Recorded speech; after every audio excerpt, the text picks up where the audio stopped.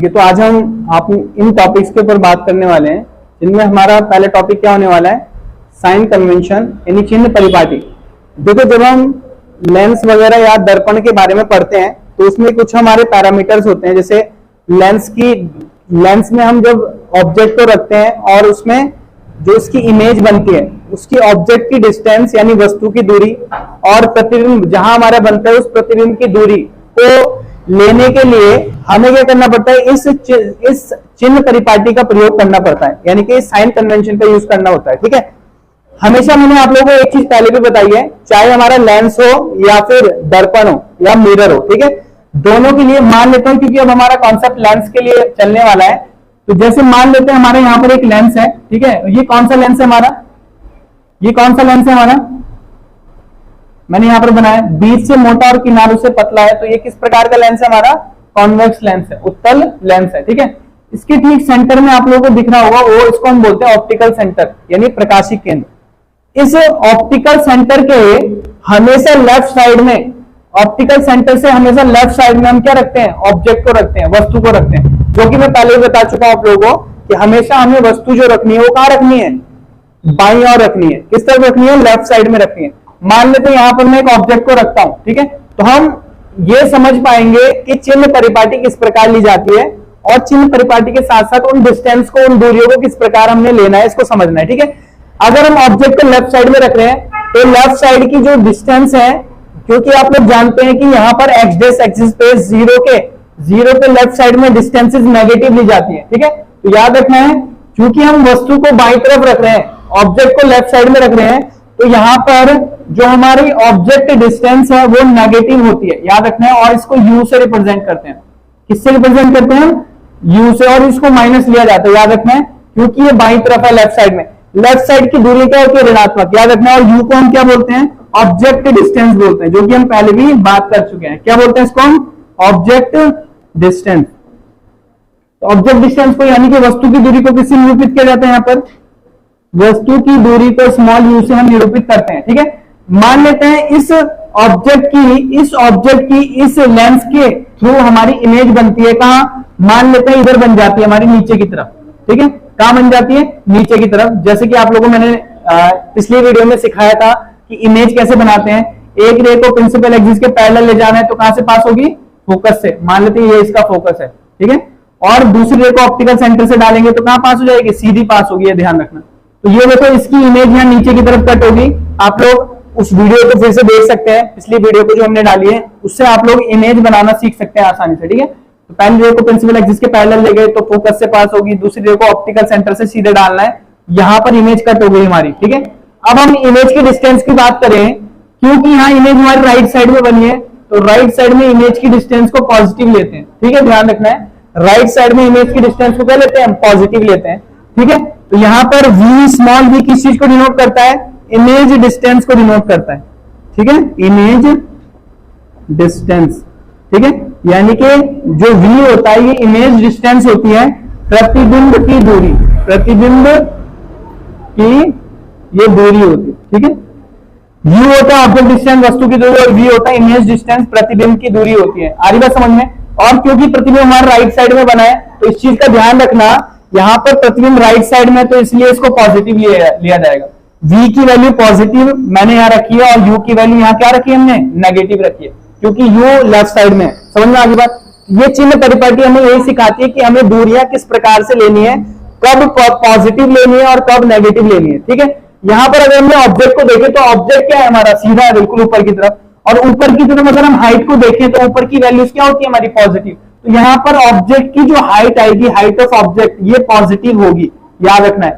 Height of object क्या होगी, HO को लिखते हैं हम, height of object, height of object, याद रखना है, HO है हमारा, HO ऑब्जेक्ट की हाइट है। क्या है हमारी, हाइट ऑफ ऑब्जेक्ट है, याद रखना है, क्या है हमारी, हाइट ऑफ ऑब्जेक्ट है। इसको हम वस्तु की ऊंचाई कहते हैं। क्या बोलते हैं, वस्तु की ऊंचाई। तो वस्तु की ऊंचाई को किससे निरूपित कर रहे हैं हम, HO से। इसी तरीके से HI को किससे डिनोट कर रहे हैं हम, HI क्या होगी, प्रतिबिंब की दूरी होगी, इसको हाइट ऑफ इमेज बोलेंगे हम। देखो हाइट ऑफ इमेज ये है हमारी, इसको लिखेंगे हम HI। और क्योंकि HI देखो इमेज जो हमारी बनी है उल्टी बनी है, और नीचे की डिस्टेंस हमारी क्या होती है, ध्यान रखना है, नेगेटिव होती है। तो कभी भी अगर आपका इमेज उल्टा बन रहा है तो उसकी हाइट को नेगेटिव लेना है। कैसी लेनी है, हाइट को नेगेटिव। अगर ऑब्जेक्ट सीधा है तो पॉजिटिव, उल्टी इमेज बन रही है तो नेगेटिव। आ रही बात समझ में? अगर इमेज हमारी उल्टी बन रही है तो हम क्या लेंगे, हाइट, इमेज की हाइट को क्या लेंगे हम, प्रतिबिंब की ऊंचाई को क्या लेंगे हम, नेगेटिव लेंगे। ठीक है, तो यहां पर एच आई क्या है, हाइट ऑफ इमेज है। क्या है, हमारी इमेज की हाइट है। आ रही बात समझ में? तो इससे हमें क्या पता चलता है, इससे हमें पता चलता है कि किस स्थिति में हमें दूरी धनात्मक लेनी है और किस स्थिति में ऋणात्मक लेनी है, कब पॉजिटिव लेनी है और कब हमें क्या लेनी है, नेगेटिव लेनी है। वो हमें कैसे पता चलता है, वो पता चलता है हमें अगर हमारा वस्तु बाईं तरफ है तो हम क्या लेंगे, नेगेटिव, और राइट साइड में अगर इमेज बन रही है तो पॉजिटिव। अगर ऑब्जेक्ट हमारा सीधा है तो ऊपर की तरफ तो पॉजिटिव, नीचे उल्टा बन रही है इमेज तो हम क्या लेंगे, नेगेटिव लेंगे। समझ में आ गई बात? थोड़ा एक दो कॉन्सेप्ट और लगता है इसमें जिसमें हम आगे डिस्कस करेंगे। इसके बाद हमारा नेक्स्ट टॉपिक हमने क्या पढ़ना है, लेंस फॉर्मूला को पढ़ना है। ठीक है, लेंस फॉर्मूला और मिरर फॉर्मूला को पढ़ना है। यानी कि लेंस का सूत्र और दर्पण का सूत्र क्या है।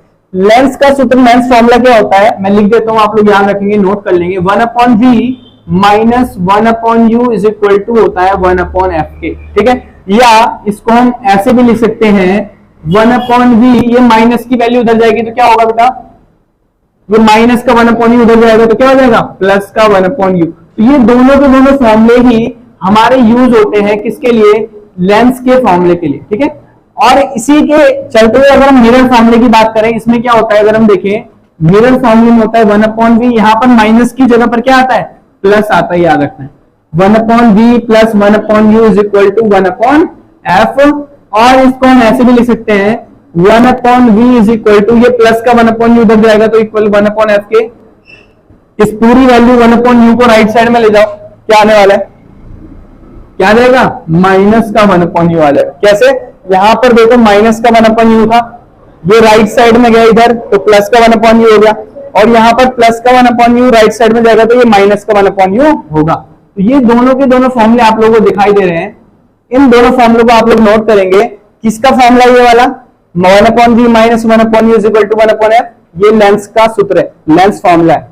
और ऐसे ये वाला फॉर्मूला भी लेंस फॉर्मूला है। ठीक है, और अगर हम यहां पर देखें 1/v प्लस अगर 1/u है तो यहां पर ये मिरर का फॉर्मूला है, दर्पण का सूत्र। ठीक है, नोट करेंगे। अक्सर एग्जाम में पूछने जाता है लेंस फॉर्मूला और मिरर फॉर्मूला, इस पर एमसीक्यूज आप लोगों को एग्जाम में, आप लोगों को अक्सर 100% आप लोगों को यहां से क्वेश्चन बनने वाला है। ठीक है, कैसे बनेगा, इनके ऊपर बेस्ड ही होने वाला है, इसको अच्छे से आप लोग तैयार कर लेंगे। ठीक, इसी के थ्रू हमने आज पढ़ना है, साथ ही साथ लेंस मैग्निफिकेशन को। मैग्निफिकेशन एक्चुअल में क्या है, ये हाइट का रेशियो होता है। किस किस की हाइट का रेशियो होता है, इसको मैं समझा देता हूं आप लोगों को। लेंस के आवर्धन को स्मॉल एम से डिनोट करते हैं। किसको, किससे डिनोट करते हैं, लेंस के आवर्धन को स्मॉल एम से। ये एक्चुअल में होता क्या है, ये इमेज की हाइट और ऑब्जेक्ट की हाइट का रेशियो होता है, अनुपात होता है। अगर हम बात करें एच आई और एच ओ का दोनों का अनुपात अगर हम ले, ठीक है, प्रतिबिंब की ऊंचाई और वस्तु की ऊंचाई दोनों का अनुपात ही हमारा क्या होता है, मैग्निफिकेशन होता है। चाहे वो लेंस का हो चाहे वो मिरर का हो। ध्यान रखना, मिरर में भी ये चीज कॉमन होती है, height of image divide by height of object. ये दोनों के लिए सेम होता है फॉर्मूला मैग्निफिकेशन। लेंस का मैग्निफिकेशन हो या मिरर का मैग्निफिकेशन हो, दोनों के लिए अगर हम बात करें तो दोनों के लिए ये फॉर्मूला क्या होता है बेटा, हमारा सेम होता है। आ रही बात समझ में? मिरर का मैग्निफिकेशन हो या फिर लेंस का मैग्निफिकेशन हो, दोनों के लिए फॉर्मूला सेम होता है। पर यहां पर एक फॉर्मूला अक्सर और यूज होता है, ध्यान रहे, मैग्निफिकेशन के दो फॉर्मूले होते हैं। एक होता है h i upon h o, प्रतिबिंब की ऊंचाई और वस्तु की ऊंचाई का अनुपात। ठीक है, यहां पर भी प्रतिबिंब की ऊंचाई और वस्तु की ऊंचाई का अनुपात। तो हम यहाँ पर साथ ही साथ लेंस के फॉर्मूले के लिए यहाँ पर प्रतिबिंब की दूरी और वस्तु की दूरी का अनुपात भी लेते हैं। किसको, लेंस के मैग्निफिकेशन को। याद रखना, दोनों फॉर्मूले ही किसके लिए है, ये लेंस के मैग्निफिकेशन के लिए है। या तो आप h i upon h o लिख लो या इज इक्वल टू लिख लो वी अपॉन यू। दोनों फॉर्मूले किसके लिए यूज होते हैं, लेंस के मैग्निफिकेशन यानी लेंस के आवर्धन के लिए प्रयोग किए जाते हैं। समझ में आ गई बात? ठीक इसी तरीके से मिरर के मैग्निफिकेशन की अगर मैं बात करूं तो यहां पर भी ये फॉर्मूला जो होता है वो इक्वल होता है माइनस वी अपॉन यू। तो थोड़ा डिफरेंस यहां पर इसको समझना है। क्या समझना है, अगर यहां पर देखो, यहां पर हमने दर्पण के सूत्र में प्लस लिखा तो यहां पर क्या आता है, मिरर के मैग्निफिकेशन में माइनस आता है। तो मिरर का मैग्निफिकेशन जो होता है वो माइनस वी अपॉन यू के इक्वल होता है, और जबकि लेंस का मैग्निफिकेशन क्या होता है, प्लस का वी अपॉन यू होता है। ठीक है, याद रखना है, माइनस वी अपॉन यू किसका मैग्निफिकेशन है? मिरर का मैग्निफिकेशन है। और प्लस का वी अपॉन यू किसका मैग्निफिकेशन है? लेंस का मैग्निफिकेशन है, इसको याद रखना है, ठीक है। Lens magnification v upon u और minus v upon u mirror का मैग्निफिकेशन होता है। समझ में आ गई बात? तो हमने साइन कन्वेंशन को भी समझा, साथ ही साथ हमने ये भी देखा कि lens formula, mirror formula, lens magnification, mirror magnification क्या होते हैं। और ये एग्जाम में अक्सर यहां से 100% गारंटी है, यहां से क्वेश्चन जरूर बनेगा, ठीक है। या तो एमसीक्यू बन सकता है या फिर यहां से अब हम आगे लेंस फॉर्मूला और मिरर फॉर्मूला पर बेस्ड प्रॉब्लम करने वाले, जो कि अक्सर एग्जाम में 4 मार्क्स में पूछ ली जाती है, ठीक है। तो जो कि हमारे आने वाले टॉपिक की सबसे अगला जो टॉपिक होने वाला है बहुत ही इंपॉर्टेंट होने वाला है। किसके ऊपर? लेंस के सूत्र की सहायता से हम क्या कर सकते हैं? न्यूमेरिकल सॉल्व करेंगे। आ रही बात समझ में? ठीक है। Subscribe to my YouTube channel and press the bell icon. मिलते हैं हमारी नेक्स्ट वीडियो में, तब तक के लिए बाय।